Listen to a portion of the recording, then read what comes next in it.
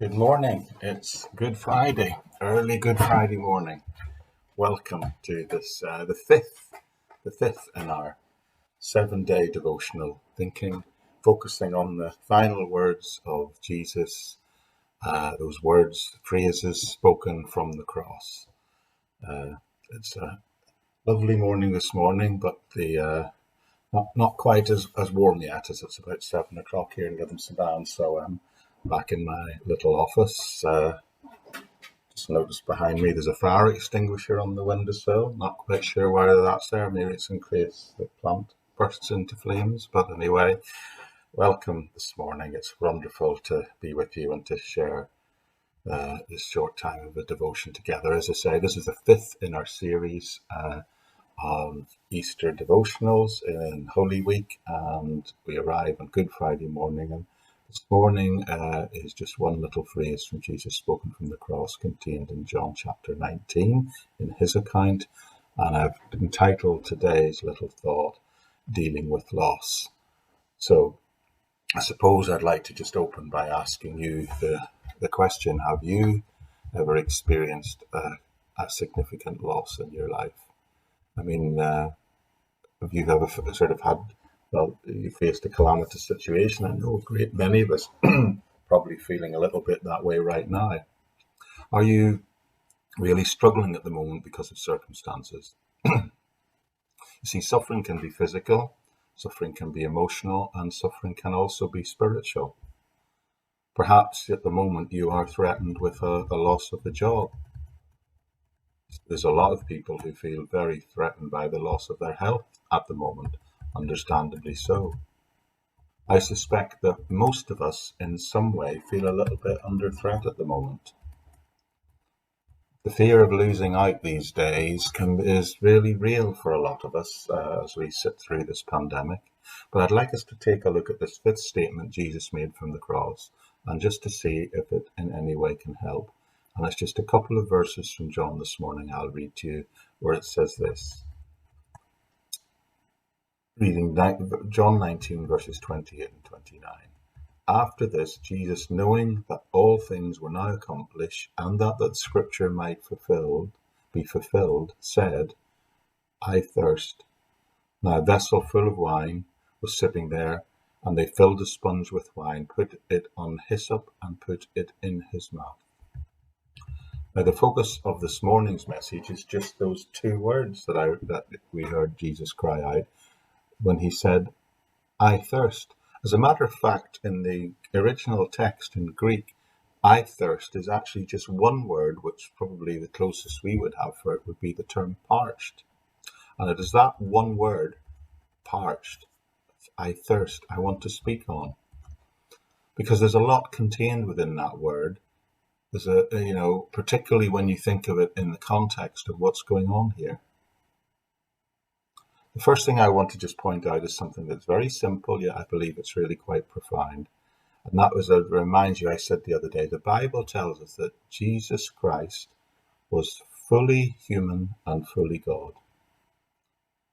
You may remember just the other day, I pointed out that at this moment in time of Christ hanging on the cross, he is hanging there wholly as a representative of humanity. He's hanging as a man before God. He's not there as the Son before the Father. So in this occasion, in his humanity, he is expressing his physical suffering, his human weakness, when he cries out, I thirst. I believe this short phrase demonstrates that Jesus truly suffered just like you do and just like I do. But his suffering came in several forms that day. Firstly, the cry of anguish, I thirst. I believe, firstly, it is a response to his physical suffering. At this point, he had hung on the cross for 6 hours, and remember, just a few hours before that, he'd spent hours being relentlessly beaten and flogged. This cry of anguish from the cross tells us that Jesus' life on earth, although it is seen to be sinless, it certainly was not painless. Good Friday was not a good day for Jesus. See, the suffering Jesus was having was that as a human, just the same as you might have experienced. He suffered physically just as much as you or I might suffer if our bodies had gone through that same experience he had the previous day. So yes, Jesus, his cry of anguish was speaking out of the fact he was suffering physically, but I also want to add that he was suffering spiritually, emotionally. I think this aspect of his anguish is often overlooked because this was an emotional journey for him. He had been betrayed by his friends. Remember Judas? Everybody remembers that betrayal. But what also about Peter? Peter was one of his very closest friends, and Peter had denied him. Not once, not twice, but 3 times. And now here he is hanging on the cross, and he's been deserted by all of them, with the exception of John. True, Jesus suffered physically, but never forget he suffered emotionally as well. There is nothing that you or I have experienced in life that Jesus Christ himself is not seen to experience in the gospel accounts as well. He literally knows how you and I feel in every respect. He suffered rejection, he understood, he experienced how people that were closest to you let you down and could hurt you. But there's more. He not only suffered physically, he not only suffered emotionally, but this cry, I believe, tells us he also suffered spiritually. This one little phrase, I thirst, reminds us what he suffered for. He was up there and he was suffering for our wrongdoings. In fact, the Bible tells us that the sin of the whole world was placed on him. Here's the big point, friends. Christ dying thirsty, it was so that you and I could go drink from the water of living truth and never thirst again. What an amazing, profound truth that is. What I'm saying today is really simple, yet I believe it's profoundly true. That Jesus suffered physically, psychologically, and spiritually, and he did so to identify with us fully in every way. And he did so because he understood us, and he did so he could save us. You see, you can say one of 2 things about Good Friday. You can either look at this story and you say it's true, or you can reject it as false. You are free to say, I don't want, I don't need, I don't even like a God who behaves like that. In that sense, it's always your move. You're free to respond to these stories and these words of Jesus in any way you want. But if it's true, then it should be true for you. One final point. There is one more final reason that I believe Jesus died in this way. And that was one final gift, one final insight that his suffering can bring for us, particularly at this time. His suffering and the fact that he identified so closely with us can give us hope in any sufferings that we might face and have to go through.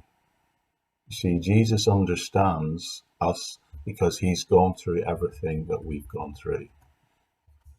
You know, he understands what you're going through right now. He understands what you're going through right now if you're suffering today. Me, I hate suffering. I hate to experience suffering in my life, and I really hate to see it in the lives of those I love the most. Suffering is not good. None of us enjoy it. But it is only in Christianity that suffering can have meaning. It's only in Christianity that can give us meaning to any of the sufferings or troubles or trials that we experience in our lives. It's a really tough thing to say, but sometimes in this life, it is the suffering that makes us stronger. It can even make us better than who we were before. We have to be realistic. Not all things in life are good. Some things come along that are really tough to bear. But all things can be brought together by identifying with Jesus in the way he identified with us. And then we can say, you know what, even in these difficult times, even in these trials, even in these sufferings, God can work them for good in our lives. I just want to tell you one thing this morning. I just want to unpack one little thing from this morning. If you take that away from this today, I will be well pleased. And that is that Jesus really understands what you're going through, and he wants to minister to us. He wants to minister to you, even if you're in the middle of them. A little story I heard that I think illustrates this talks about once long ago there was a shipwreck and there was just one lone survivor. And he managed to swim ashore and make it to a small desert island.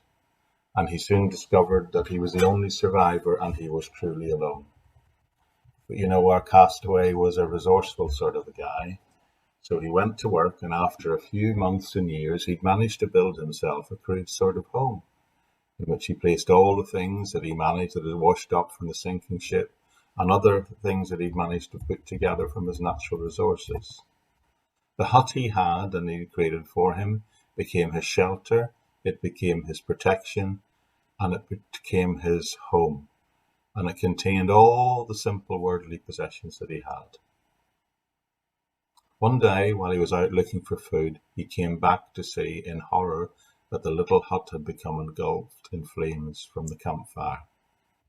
His small home and everything in it that he possessed had gone up in smoke. And there he was, nothing he could do other than simply stand by and watch everything that he had trusted in burn before him. At that point, he fell to his knees and he said, "Help me, God, for I have nothing left. I have nothing left but you." Maybe that's how you're feeling at the moment. Well, in this story, the next day, a ship arrived and he was rescued and he was pulled aboard. And he asked the captain of the ship, how come they knew he was there? How come they came to rescue him on his island when he'd waited for years? And the captain simply said, "We saw your smoke signal. We saw your cry for help."